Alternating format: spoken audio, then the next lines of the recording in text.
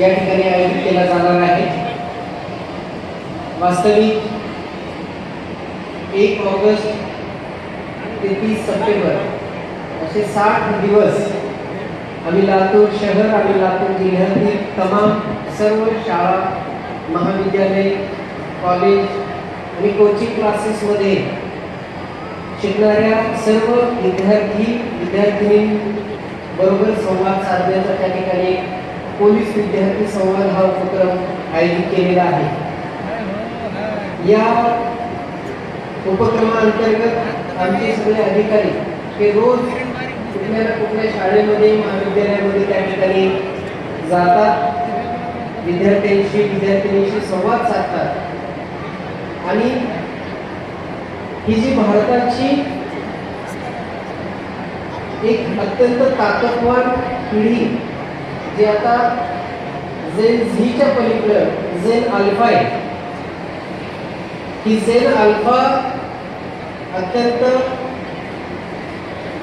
ताकदवान, तितकीच वेगवान अशी जी पिढी आहे जी आज शाळा महाविद्यालयामध्ये आहे आणि शाळा महाविद्यालयातून बाहेर पडल्यानंतर या विकसित भारताचं जे स्वप्न आहे ते स्वप्न ज्यांच्या रूपाने खऱ्या अर्थाने पूर्ण होणार आहे अशी ही जी झेन अल्फा आहे त्यांच्याबरोबर संवाद साधण्यासाठी म्हणून आमचा हा एक प्रयत्न संपूर्ण लातूर जिल्ह्यामध्ये सुरू आहे। याच कार्यक्रमाचा एक भाग म्हणून DYSP श्री अरविंद रायबोले यांनी अहमदपूर शहरातील सर्व शाळा महाविद्यालयांना विनंती केली की या ठिकाणी एक कार्यक्रम आपण आयोजित करत आहोत आणि पोलीस तर आपल्याशी बोलतात, गोळ्या चालू आहेत, प्रखर वक्ता जो ज्याचं वक्तृत्व आणि ज्याचे बोल हे थेट तुमच्या मनापर्यंत, तुमच्या हृदयापर्यंत आणि तुमच्या डोक्यापर्यंत पोहोचतील अशा वक्त्यांना या ठिकाणी आणावं आणि त्यांचं वक्तृत्व, त्यांचे बोल, त्यांचे विचार तुमच्यापर्यंत पोहोचवावेत म्हणून आज एवढा मोठा कार्यक्रम या ठिकाणी आयोजित केलेला आहे। ज्यांचं खरं वक्तृत्व ऐकण्यासाठी आपण सर्वजण उपस्थित आहात ते आजचे प्रमुख वक्ते श्री वसंतजी हंकारे आपल्याला त्यांच्या ओघवत्या वाणीतनं आपल्या समोरची आव्हानं आणि त्यातनं आपल्याला कसा मार्ग काढायचा आहे यावर मार्गदर्शन करतीलच। मी त्यांचं या ठिकाणी लातूर जिल्हा पोलीस दलाच्या वतीनं मनपूर्वक असं स्वागत करतो। या कार्यक्रमासाठी उपस्थित लातूर शहराचे प्रथम नागरिक नगराध्यक्ष श्री वंतेजी यांचे मी या ठिकाणी या कार्यक्रमाला आपण उपस्थित राहिला आपलं मनपूर्वक स्वागत करतो।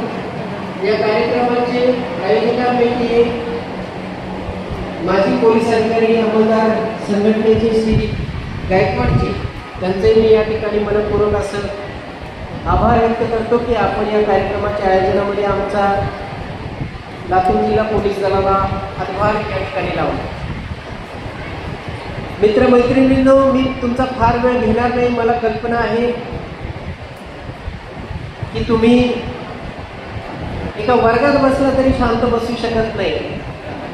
इथे तर एवढा मोठा हॉल आहे आणि ह्या हॉलमध्ये 10, 12, 15 शाळा महाविद्यालयातले वेगवेगळ्या वर्गातले विद्यार्थिनी एकत्र आल्यानंतर तुम्हाला शांत बसवणं आणि तुमच्या समोर बोलणं ही स्वतःच एक फार मोठी कसोटी आहे वक्त्यांसाठी।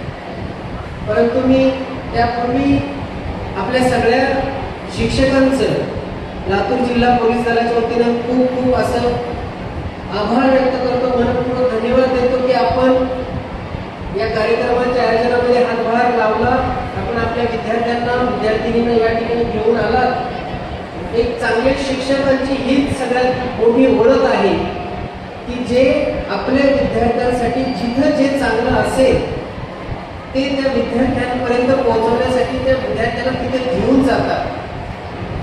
मग गरज पडली तर ते कधी चांगल्या गोष्टी शाळेत आणतात आणि कधी गरज पडली तर विद्यार्थ्यांना त्या चांगल्या गोष्टीपर्यंत घेऊन जातात। तेच खरे खडाचे शिक्षक आणि तेच खरे प्रामाणिक आणि चांगले शिक्षक असतात। आणि मी म्हणून सर्वप्रथम तुमच्या सगळ्या शिक्षकांचं या ठिकाणी मनपूर्वक असा आभार व्यक्त करतो, अभिनंदन करतो की आपण अत्यंत मेहनतीने या सगळ्या विद्यार्थ्यांना इथपर्यंत घेऊन आला. आता आपल्या सगळ्यांना प्रश्न पडेल की काय सांगायचं पोलिसांना आम्हाला आणि का सांगता येते.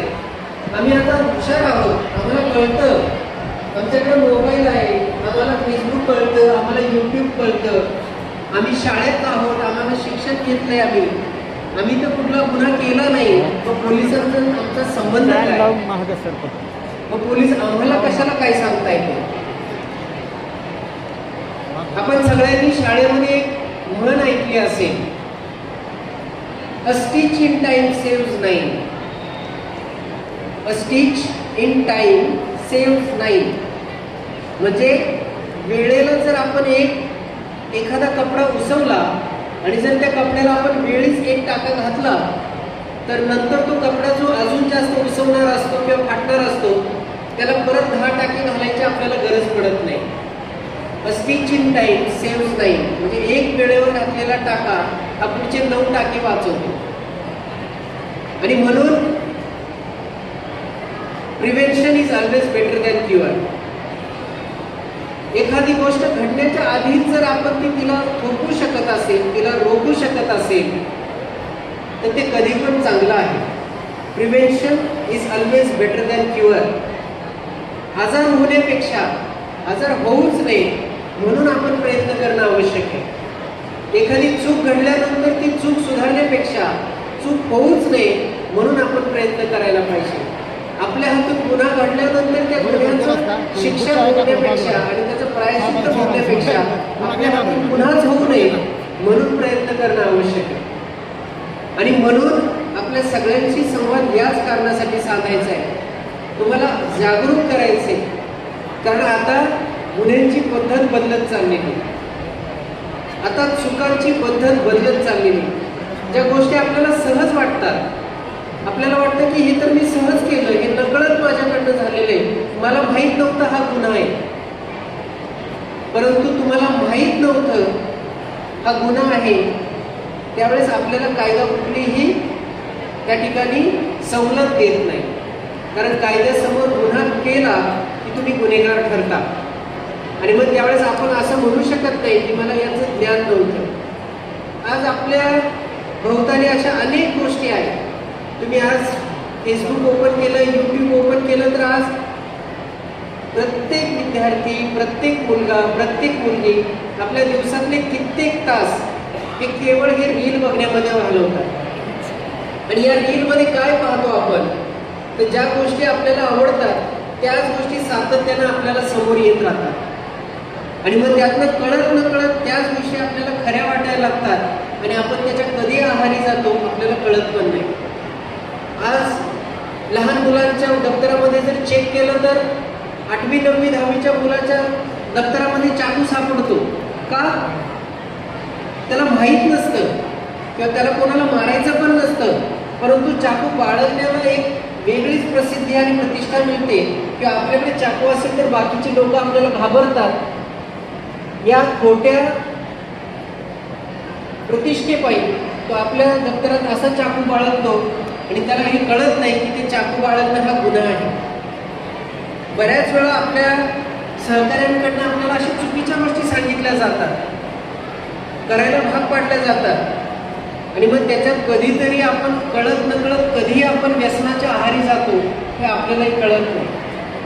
आणि मग या व्यसनांच्या पूर्ततेसाठी आपण काय करतो, या व्यसनांच्या पूर्ततेसाठी आपण हळूहळू आपल्याच घरामध्ये चोर बनतो. कारण आपल्याला लागलेलं चुकीचं व्यसन आणि आपल्याला लागलेली चुकीची सवय याची पूर्तता करण्यासाठी पैशांची गरज असते.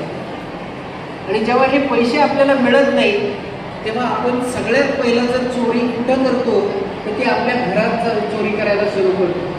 मग सुरुवातीला आपण आपल्या मम्मीची पर्समधले पैसे काढायला चालू करतो.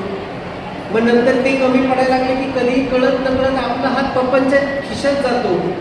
कारण त्यांचे कपडे जेव्हा काढून ठेवलेले असतात त्याच्यामध्ये खिशात पैसे असतात त्या खिशात आपण पैसे उचलायला चालू करतो, आपण आपल्या घरात चोर होतो. आणि मग हे जेव्हा वाढत जातं तेव्हा आपला हात कळत नकळत आपल्याच घरातल्या कपाटात जातो. आणि हे इतकं शातीरपणे आपण करायला शिकतो की आपल्या आईवडिलांना पण हे पटत नाही की माझा मुलगा चोरी करू शकतो. परंतु दुर्दैवाने हे खरं असतं.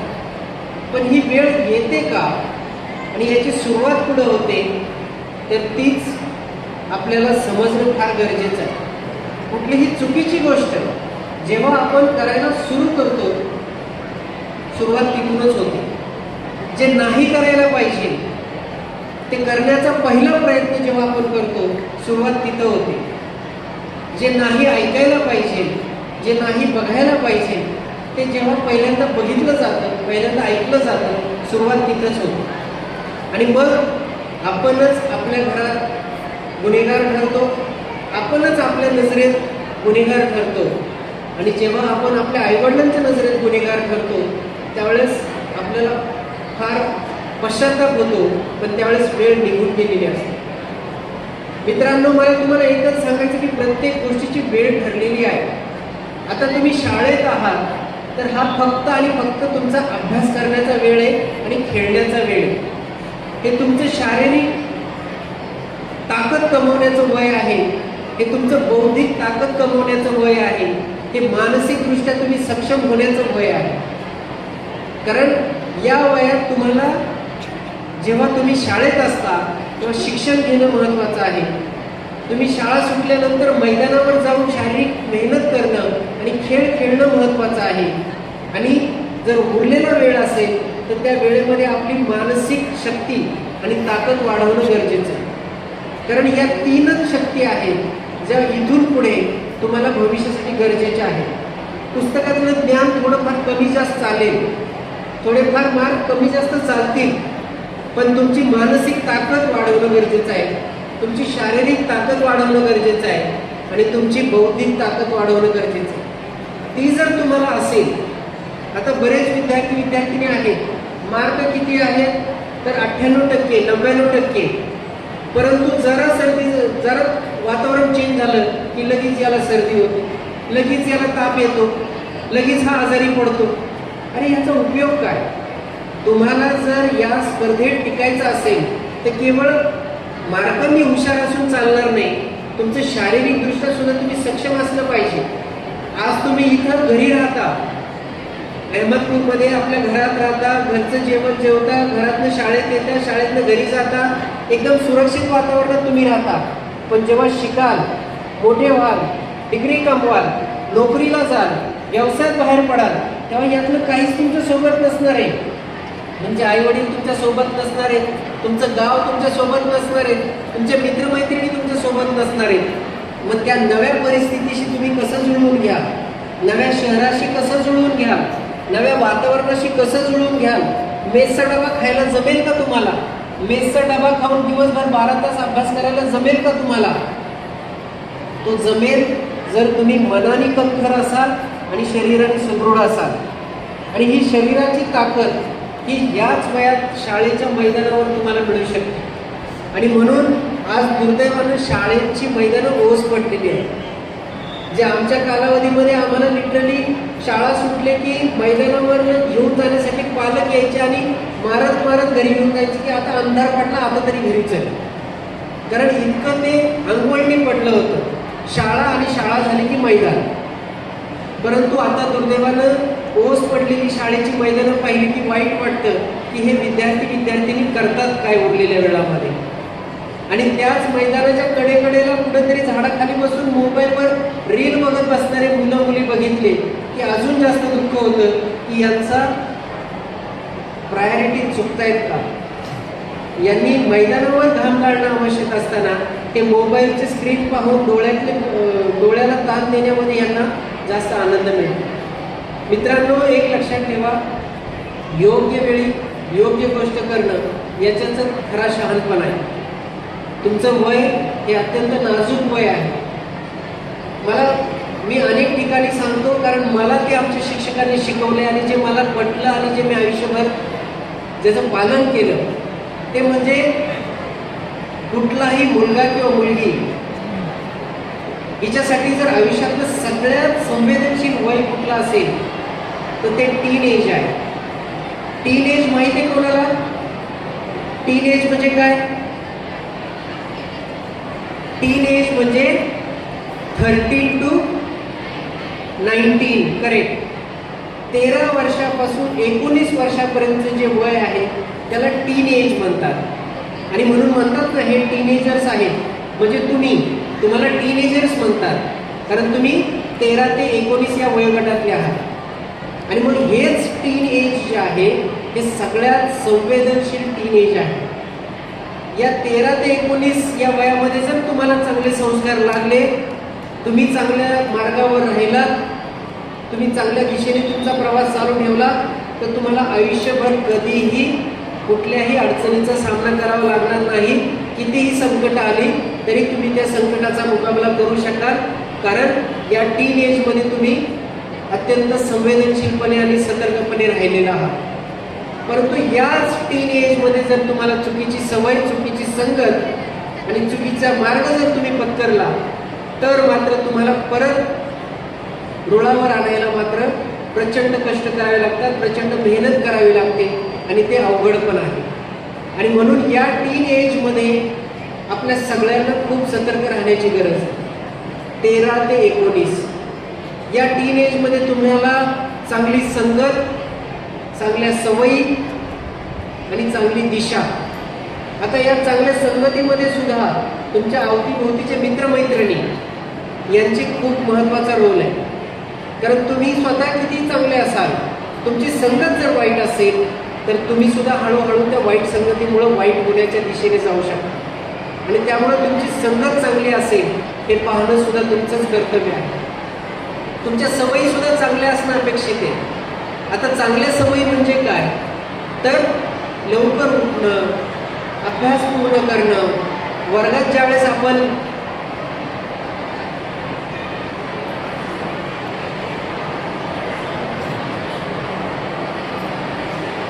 तिकडे काय अडचण आहे?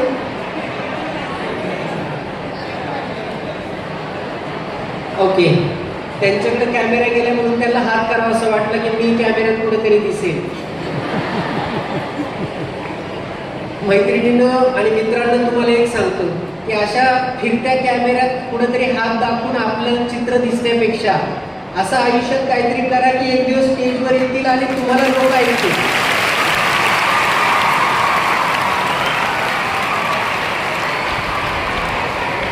आणि ते करण्यासाठी चांगली संगत, चांगल्या सवयी आणि चांगली दिशा हे गरजेचं आहे. तुम्हाला जर आयुष्यात काहीतरी करून दाखवायचं असेल, काहीतरी बनायचं असेल, तर तुमची सुरुवात आता झालेली आहे. असं होत नाही अचानक की मी 10वी-12वी पर्यंत टाइमपास केला, डिग्रीला टाइमपास केला आणि मी नंतर अचानक मला काहीतरी फार मोठा चमत्कार झाला आणि मी अचानक फार मोठी नोकरी मला लागली किंवा मी फार मोठा बिझनेसमॅन झालो. असं अजिबात होत नाही.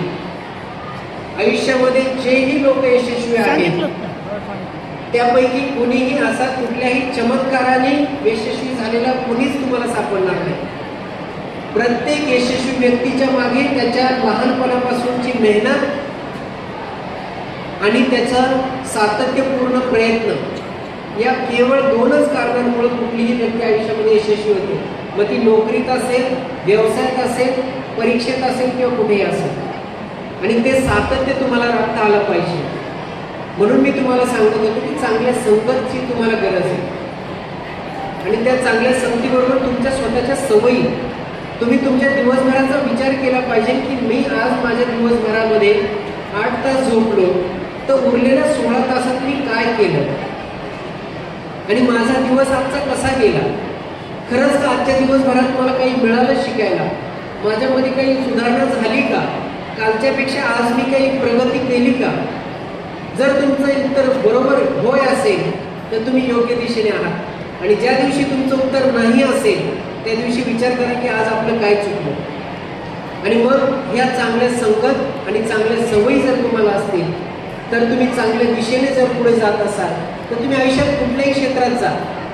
मित्रांनो, एक लक्षात ठेवा की कुठलंही एक क्षेत्र हे यशस्वी करिअर आहे आणि बाकी करिअर यशस्वी नाहीत असं अजिबात नाही.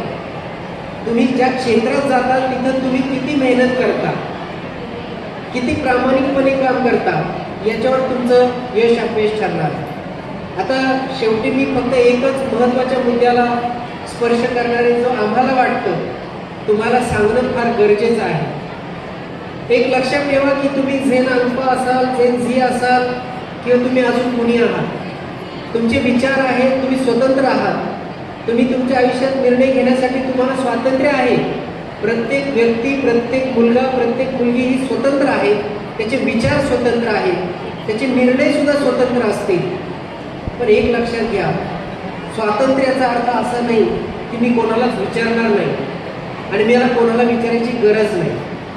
कृपया स्वातंत्र्याचा असा गैरअर्थ काढू नका. आज आमच्याकडे बरेच पालक येतात आणि अक्षरशः ते पालक आल्यानंतर त्यांच्या व्यथा, त्यांच्या वेदना ऐकल्यानंतर आम्हाला खूप वाईट वाटतं. ती आई ढसाढसा रडत असते, बाप हुंदके देत असतो आणि ते रडताना आणि हुंदके देताना बाप एवढंच म्हणत असतो की साहेब चुकलं काय आमचं आई बाप म्हणून. ज्या लेकीला आम्ही लहानाचं मोठं केलं, जिला शाळेत शिकवलं, तिला जे शिकायचं होतं ते शिकू दिलं, ज्या शाळेत जायचं होतं ते जाऊ दिलं, जे करायचं होतं ते करू दिलं, तिचे लाड प्यार, खाऊ, कपडे लत्ते सगळं केलं. आणि साहेब काल परीक्षा झाली आणि 18 वर्षाची झाली आणि आम्हाला न सांगता रात्रीतनं निघून गेली. हो, काय चूक केली होती आम्ही? आईबाप म्हणून कुठे चुकलो आम्ही? तिने आमच्याशी बोलायचं तरी होतं, आम्हाला सांगायचं तरी होतं, तिचं मन मोकळं तरी करायचं होतं, पण तिने ते सुद्धा केलं नाही. आईबाप म्हणून आम्हाला तिला सांगण्याचा अधिकार नाहीये का? तिचं जर बरोबर असेल तर तिचं बरोबर आहे, तिचं चुकत असेल तर बाळा तुझं चुकतंय हे सांगण्याचा आमचा अधिकार नाहीये का? पालक म्हणून तिला जन्म दिला, तिला लहानाचं मोठं केलं, जर तिचं काही चुकत असेल तर बाळा तुझं चुकतंय हे सांगण्याचा आम्हाला अधिकार नाहीये का? ती जर चुकीच्या वाटेला चालली असेल तर तिला थांबवण्याचा आम्हाला अधिकार नाहीये का? आमचा अधिकारच तिने हिरावून घेतला. तिला स्वातंत्र्य आहे, पण आमच्या अधिकाराचं काय? कुठं गुन्हा केला आम्ही आणि कुठं आम्ही चुकलो? म्हणून आमची मुलगी आज आम्हाला न विचारता रात्रीतनं एका रात्रीतनं निघून गेली. साहेब तिचं आयुष्य आहे, ती स्वतंत्र आहे, तिचा निर्णय घ्यायला ती स्वतंत्र आहे. आज 18 वर्षाची झालेली आहे, ती सज्ञान झालेली आहे. तिच्या स्वातंत्र्यावर आमचं काही मत नाही, पण आम्ही पालक म्हणून आमचं पण काहीतरी अधिकार होता ना, तिला समजावण्याचा, तिला सांगण्याचा, आमचं मत मांडण्याचं स्वातंत्र्य होतं ना, आमचं मत सुद्धा तिने ऐकलं नाही. त्यावेळेस फार वाईट वाटतं की का असं करतात? का नाही आपण आपल्या गोष्टी आपल्या आईवडिलांना सांगू शकत? आणि जर तुमचा निर्णय बरोबर असेल तर तो बरोबर आहे हे तुम्ही तुमच्या पालकांना का नाही कन्व्हिन्स करू शकत? कारण तुमचा निर्णय कुठेतरी चुकलेला असतो, तो निर्णय चुकीचा असतो आणि तो चुकीचा निर्णय तुम्ही पालकांना सांगू शकत नाही, म्हणून तुम्ही चुकीचा मार्ग निवडता. आणि ज्यांनी आपल्याला जन्म दिला, ज्यांनी लहानाचं मोठं केलं, ज्यांनी आपले लाडपार केले, ज्यांनी आपल्यावर अतोनात विश्वास दाखवला, त्याच आईवडिलांचा एका रात्रीत विश्वासघात करून आपण पळून जातो. त्यावेळेस फार वाईट वाटतं. एक लक्षात घ्या की प्रत्येकाला आयुष्यामध्ये योग्य वेळी योग्य निर्णय घ्यायचे, परंतु तुमचं 15, 16, 17, 18 हे वय नाहीये पळून जाण्याचं आणि लग्न करण्याचं किंवा अजून काही करण्याचं. अरे आयुष्यात खूप करायचंय आपल्याला, आपल्याला शिकायचंय, आपल्याला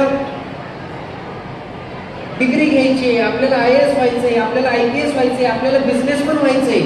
त्यानंतर बघूयात ना, आपण लग्न करायचंच आहे, योग्य वेळी आल्यावर करू, योग्य व्यक्तीशी करू. पण आज ते वय नाहीये तुमचं. आज तुमचं वय शिकण्याचं आहे, शिक्षण घेण्याचं आहे, स्वतःच्या पायावर उभं राहण्याचं आहे आणि काहीतरी करून दाखवण्याचं वय. आणि जेव्हा या वयामध्ये आपण चुकीच्या दिशेला आणि चुकीच्या मार्गाला जातो, तिथं आपण आपल्या स्वतःच्या आयुष्याचं नुकसान करत नाही, आपल्या कुटुंबाचं नुकसान करतो, आपण आपल्या जन्म देणाऱ्या आईवडिलांची फसवणूक करतो, आपण केवळ आपल्या एकट्याचं नुकसान नाही करत. आज बऱ्याच कुटुंबामध्ये असं आम्हाला पाहायला मिळतं की घरात 2 मुली असतात, एक मोठी मुलगी असते, असंच काहीतरी करते, निघून जाते, आणि त्याची बारकी बहीण ही त्या घरात असते आणि तिचं शिक्षण बंद होतं. पालकांना विचारलं जातं की का हिला शिकायला पाठवत नाही. ते सांगतात साहेब मोठीने काय केलंय, आता निदान छोटीला तरी घरातच ठेवून घेणार आहे आम्ही. असे अनेक कुटुंबांमध्ये असे अनेक प्रश्न हे निर्माण होतात. का? कशासाठी? केवळ योग्य वेळी योग्य निर्णय घ्यायच्या ऐवजी चुकीचा निर्णय घेतल्यामुळे. आणि हा एक चुकीचा निर्णय आपल्या आयुष्याला कलाटणी देतो. सगळ्यांनी एक लक्षात ठेवा, हे आयुष्य खूप सुंदर आहे. हे आयुष्य खूप काहीतरी करून दाखवण्यासाठी आपल्याला दिलेलं आहे. आज आपण किमान सगळ्यांनी हा विचार करा की आपल्याला एका चांगल्या कुटुंबात जन्म मिळालाय. आपल्याला 2 हात 2 पाय 2 डोळे कान सगळं व्यवस्थित शाबूत आहे. आज लोकांना शिकायला मिळत नाही, आपल्याला शिकायला मिळतंय. आज लोकांना 2 टायमाचं खायला मिळत नाही, आपल्याला आई वडील 2 टायमाला खायला देत आहेत. आपल्याला दप्तर पाटी पुस्तक वही पेन्सिल एवढंच काय टॅब पासून सगळ्या गोष्टी देत आहेत. तुम्हाला शिकायचे तर क्लासला ऍडमिशन घेऊन देता येते, तुमची फी भरता येते. म्हणजे एवढं सगळं जर आपल्याला मिळतंय तर या सगळ्याचा वापर आपण कसा केला पाहिजे? आपण शिकून काहीतरी करून आपलं स्वतःचं नाव आणि आपल्या आईवडिलांचं नाव मोठं केलं पाहिजे. आणि हे जर तुम्ही करू शकलात तर मला असं वाटतं तुम्ही आयुष्यात खूप काही कमवलं. ज्या दिवशी तुमच्या आईवडिलांचा ऊर तुमच्या नावालौकिकाने भरून येईल आणि त्यांच्या डोळ्यात तुमच्या कौतुकामुळं पाणी येईल, त्यावेळेस समजायचं की तुम्ही आयुष्यात काहीतरी करून दाखवलं. आणि ते क्षण, ते आनंदाचे क्षण तुमच्या पालकांना केवळ तुम्हीच देऊ शकता. आणि म्हणून आपण ज्यावेळेस घरातनं बाहेर पडतो, शाळेत येतो, तेव्हा सतत हा विचार ठेवा की आपल्यावर खूप विश्वास ठेवून आपल्याला कोणीतरी शाळेत पाठवले. आपण शाळेत आलोय, आपण शिक्षण घेतोय, आपण शिकून काहीतरी मोठे होणार आहोत, म्हणूनच आपल्याला आपल्या आईवडिलांनी शाळेत पाठवलं. आपल्याला शिकवणारे शिक्षक सुद्धा याच भावनेनं शिकवतायत की माझा विद्यार्थी किंवा माझी विद्यार्थिनी हे पुढे चालून काहीतरी करेल, नाव कमवेल. आणि त्यावेळेस त्या विद्यार्थ्याचं शिक्षक म्हणून मी सुद्धा अभिमानाने सांगेल की अमुक अमुक विद्यार्थिनी मी शिकवलेली आहे किंवा तिला मी शिकवलेलं आहे, ती माझी विद्यार्थिनी आहे. हा अभिमान तुमच्या पालकांना, तुमच्या शिक्षकांना वाटला पाहिजे. आणि त्या वाटण्यासाठी आपण आपली धडपड केली पाहिजे. आपलं स्वतःचं नाव बनवण्यासाठी धडपड केली पाहिजे. आपली स्वतःची ओळख निर्माण करण्यासाठी आपण प्रयत्न केले पाहिजे. आज तुमची प्रत्येकाची ओळख काय आहे? कोण ओळखतं तुम्हाला आणि काय म्हणून ओळखतं? आज तुमची ओळख फक्त अमक्या तमक्याचा मुलगा किंवा अमक्या तमक्याची मुलगी एवढीच तुमची ओळख आहे. किंवा त्याच्या पलीकडे जाऊन अमुक शाळेचा विद्यार्थी किंवा अमुक शाळेची विद्यार्थिनी एवढीच तुमची ओळख आहे. या व्यतिरिक्त तुमची स्वतःची आज ओळख नाही आहे. पण जेव्हा तुम्ही मोठे व्हाल, जेव्हा तुम्ही काहीतरी करून दाखवाल, त्यावेळेस तुमची स्वतःची ओळख होईल आणि तुमच्या अवतीभोवतीचे जे आहे त्या सगळ्यांना तुमच्यामुळे ओळखलं जाईल की हे अमक्या तमक्याचे शिक्षक आहे, हे अमक्या तमक्याचे आई वडील आहे, हे अमक्या तमक्याचे मित्र आहेत, हे अमक्या तमक्याची बहीण भाऊ आहेत. त्या सगळ्यांची ओळख तुमच्यामुळं होणार आहे. आज तुमची ओळख काही नसेल पण उद्या तुमची ओळख निर्माण होणार आहे आणि तुमच्यामुळं बाकी सगळे लोक ओळखले जाणार आहेत. पण तुमची ओळख बनवण्यासाठी प्रयत्न करा. आणि मी परत एकदा सांगतो की हे आयुष्य खूप सुंदर आहे, खूप करून दाखवण्यासारखं आहे. जरी आपल्याला आता वाटत असेल की आता आर्टिफिशियल इंटेलिजन्सचं युग आलेलं आहे, भविष्यात काय होणार आहे, नोकऱ्या राहणार आहेत का, नाही राहणार आहेत का, काय होणार आहे, याचा अजिबात विचार करण्याची आवश्यकता नाही. हे काहीही बदलत राहिलं तरी तुमचं आयुष्य हे त्या सगळ्या बदलांना सामोरं जाणार आहे. तुमच्या समोर कितीही संकट आली तर त्या संकटाला तुम्ही पुरून उरणार आहात, त्या संकटांवर तुम्ही मात करणार आहात, तुम्ही यशस्वी होणार आहात. फक्त आपला मार्ग चुकू देऊ नका, आपली संगत चुकू देऊ नका, आपल्या सवयी चुकू देऊ नका. मी परत एकदा शेवटी रिपीट करतो की चांगली संगत, चांगली सवयी आणि चांगला मार्ग हेच तुम्हाला आयुष्यामध्ये यशस्वी होण्यासाठी त्या ठिकाणी उपयुक्त ठरतील. पुन्हा एकदा सगळ्या एवढ्या मोठ्या संख्येनं आलेल्या सगळ्या विद्यार्थी विद्यार्थिनींना मी त्यांच्या शैक्षणिक करिअरसाठी आणि भावी करिअरसाठी खूप साऱ्या शुभेच्छा देतो. लातूर पोलीस हे तुमचे मित्र आहेत, तुमचे सहकारी आहेत. जोपर्यंत तुम्ही कुठला गुन्हा केला नाही तोपर्यंत आम्ही तुमचे मित्र आहोत. आम्ही तुमच्या मदतीसाठी सदैव तत्पर आहोत. तुम्हाला कुठल्याही प्रकारची कसल्याही प्रकारची गरज असेल, अडचण असेल तर तुम्हाला पोलीस हेल्पलाईन 112 112 या नंबरवर तुम्ही कुठूनही कधीही कॉल केला तर मी खात्रीशीर सांगतो की पुढच्या 7 ते 8 मिनिटांमध्ये आमचे पोलीस तुमच्यापर्यंत पोहोचतील. तुमची जी काही अडचण असेल ती अडचण त्या ठिकाणी सोडवतील. परंतु तुम्ही तुमच्या हातून कुठली चूक होणार नाही, कुठल्या चुकीच्या गोष्टीत तुम्ही सहभागी होणार नाही, चुकीच्या कृत्याला तुम्ही त्या ठिकाणी सहाय्य करणार नाही, एवढी फक्त खात्री त्या ठिकाणी बाळगा. आणि एक चांगला नागरिक, भारताचा सुसंस्कृत नागरिक, सुजाण नागरिक होण्यासाठी तुमचा जो आता प्रवास सुरू झालेला आहे, एक लक्षात ठेवा की 8-10 वर्षापर्यंत तुम्ही बाल्य अवस्थेत असता, परंतु जसं तुम्ही टीनेजमध्ये येता तसं तुम्ही एक सुसंस्कृत नागरिक होण्याच्या दृष्टीने तुमचा प्रवास ऑलरेडी सुरू झालेला आहे. आणि त्यामुळे या प्रवासामध्ये जेवढं चांगलं आपल्यामध्ये आत्मसात करता येईल ते करण्याचा प्रयत्न करा. आपला देश हा एक सुसंस्कृत आणि अत्यंत वैभवशाली देश आहे. अत्यंत हजारो लाखो वर्षाची एक दैदिप्यमान अशी परंपरा लाभलेला आपला देश आहे. आपण फार नशिबवान आहोत की आपण भारतासारख्या देशामध्ये जन्म घेतलेला आहे. आणि म्हणून या देशाचे एक सुजाण सुसंस्कृत नागरिक होण्याची आपली पण जबाबदारी आहे. कुठल्याही चुकीच्या गोष्टींच्या बहकाव्यामध्ये येऊन आपल्याच देशाच्या, आपल्याच एकात्मतेच्या आणि याच देशाच्या साठी काम करणाऱ्या आणि झटणाऱ्या यंत्रणेच्या विरोधात जाण्याऐवजी त्या यंत्रणेच्या सोबत काम करा. या देशाला अजून सुदृढ करण्यासाठी, अजून सक्षम करण्यासाठी तुमचा हातभार वेगवेगळ्या मार्फतीनं या देशाच्या उभारणीसाठी तुमचा लागा.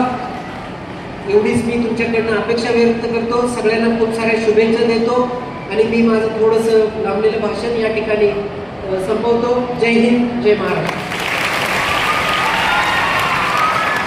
धन्यवाद सर. साहेबांनी अगदी संस्कारक्षम 1 तासच आमच्या विद्यार्थ्यांचा या ठिकाणी घेतला. आपल्या विचारातून येतो आम्हाला आज जाणीव होते, पोलीस म्हणजे फक्त शासन नाही तर तो विश्वास आहे, आधार आहे आणि सुरक्षा आहे. सरांनी अतिशय संस्कारक्षम त्या ठिकाणी मार्गदर्शन केलेलं आहे. यानंतर हंकारे सर, अहमदपूरच्या या भूमीला आपल्या शब्दाची प्रतीक्षा आहे. अहमदपूरच्या या भूमीला आपल्या शब्दाची प्रतीक्षा आहे. या सभागृहाला आपल्या विचाराची प्रतीक्षा आहे. म्हणूनच सर आपल्या ओघवत्या आणि प्रभावशाली शैलीतून न समजलेले आईबाप समजून घेताना या विषयावर मार्गदर्शन करण्यासाठी, आमच्या विद्यार्थ्यांमध्ये विचारांचा वसंत फुलवण्यासाठी मी आमंत्रित करतोय. जोरदार टाळ्या वाजवून वसंत हंकारे सरांना आपण या ठिकाणी मार्गदर्शन करावं. सरांचं व्याख्यान